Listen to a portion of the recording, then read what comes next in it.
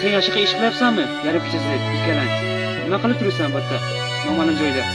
Ооба, туура. Ушундай видеороликтер чыккан болсо, албетте лайк басып, таратып жибересиздер. Ал эми кимдир бирөө жардамга муктаж болуп, өзүнүн жаны менен күрөшүп жаткан болсо, анда бул да тилемчилик кылып жүрөт деп, аны өткөрүп коесуздар. Урматтуу кыргыз элим, момун мусулмандар, кимдир бирөө ахиретте өзүнө бир жай алып коюусу үчүн албетте кол сунуңуздар. Кайдыгер карабайлы.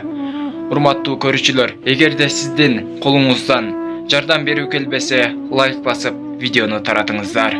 Ал эми кимдир бирөөнүн колунан жардам берүү келсе, кайдыгер карабаган жарандар болсо, ушул эжебизге жардам берип коюңуздар. Азыр видеону көрүп, сиз дагы түшүнүп аласыз.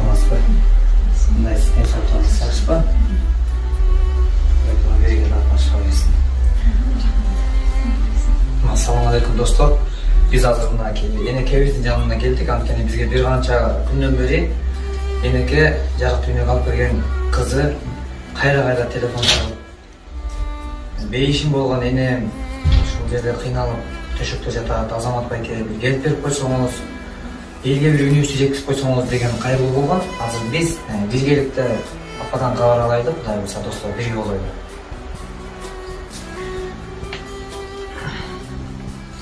Мен атым Азамат.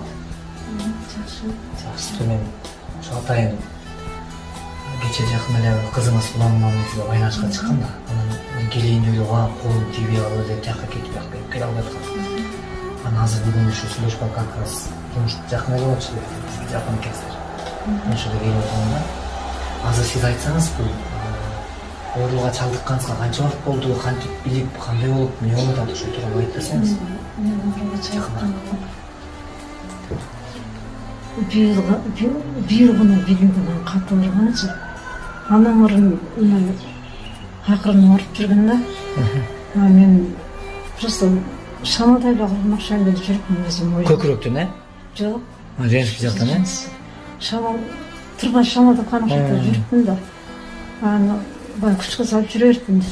Билбейчи. Анан бир аягым күчөп баштады да. Анан кызым айтты, сиздерге менин байланышып аткан кызым айтты. Менин бир женский врачтарга барчы, мен көрсөтчү дедим. Десем, мейли апарып көрөйүнчү жүрүм деп апарды.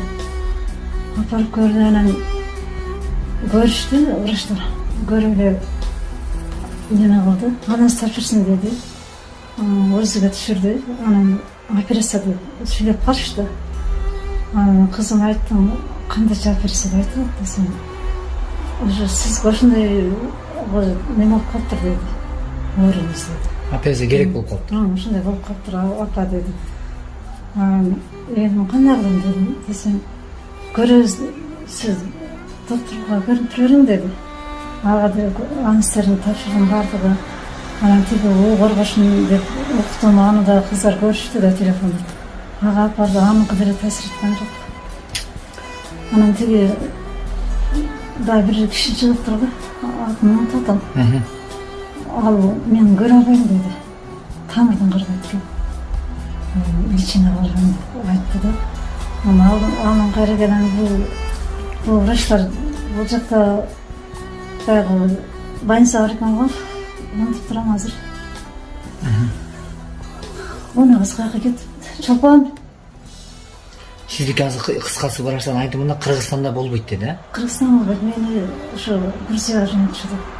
Ал жакта мынагы жерде мени көргөн врач, Нурбек деген Бокиев, ошо жака жөнөтүп. Эмне себептен Грузияга жөнөтөт? Эми бул жерде аппарат жок экен да. Бизде мындай аппараттар жетиштүү эмес. Грузияда болжолу сиздин ушул ден соолуктун жакшырышына канча каражат кетет деп билдирди? Канча доллар деди, унутуп турам да. Кызыңыз 11 000 доллар кетет деп айтты, да? Ошондой да окшойт. Мен деле баягы оорун эмесмин, ошо чынын айтсам көбүн ишиз жакта турат. Азыр төшөктө жатып калганыңызга канча убакыт болду? Марттан бери эми каратам. Ошо кыз мартта көрсөттү, ошондон бери уже мен жатам да төшөктө. Кичине ары бери бассам, кайра эле алынып туруп жатып калам. Ошо кыскасы ошол жака жөнөтүп атат. Ошолочу. Азыр сиз айтсаңыз, мисалы мына азыр биздин YouTube каналыбызда мекендештерибиз бар, эл бар, журт бар. Анан сиздердин реквизиттерди тиркеп беребиз. Кудай буйруса анан ошол эле алыс жакындагы уулдарыңыздарга өзүңүздүн саламыңызды жолдоп, анан айтар кеңешиңиз болсо, кеңешиңизди берсеңиз да туура болот да. Анткени балким жаштыкка салып биз билбестиктен же болбосо ден соолукка кам көрбөй жүрө берип күчөтө турган учурларыбыз болуп калышы мүмкүн. Мен ошо ден соолугума байланыштуу ушинтип жатам. Кагылайымдар, эл журтум, мага ошо колуңар келишинче жардам берсеңер, жардамыңыздарды бериңиздер. Канча муңсуңар Алла да силерге ушунчалык демалыптыр мага жардам сунсаңар. Рахмат, кагылайм, өмүрүңөр узун болсун. Сиздер дагы ден соолугуңуздар, семьяңардан тынч калган кагылайымдар. Анан кетейиндер. Ушинтип ар бир неме инсандын башында бар экен ушундай дарт. Ушу айла жок ушинтип демалып калат экенсиң, дарттын айынан жатып калат экенсиң төшөккө. Кагылайымдар, силерден сураганам, жардам берсеңер.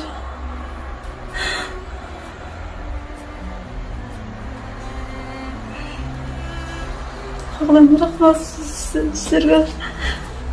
Журтуңдарым жардам берсеңер, рахмат кагылайымдар. Өмүрүңөр узун болсун, рахмат. Алла менден эмес Алладан кайтсын силерге. Канча балаңыз бар?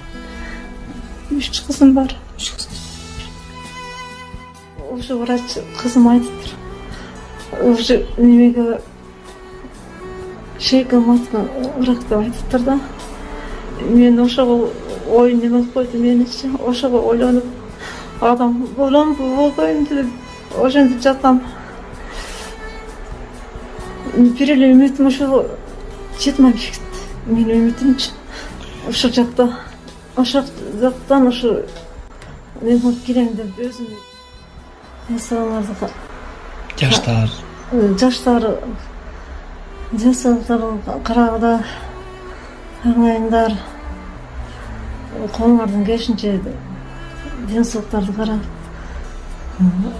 жардамыңарды көңүлүңөрдөн чыгарып аябай колуңарды сунсаңар.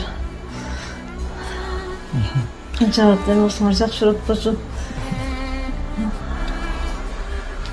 Мына достор, бүгүнкү күндө адамзаттын башында мына ушул энеке айткандай ар кандай күндөр күтүп турат экен.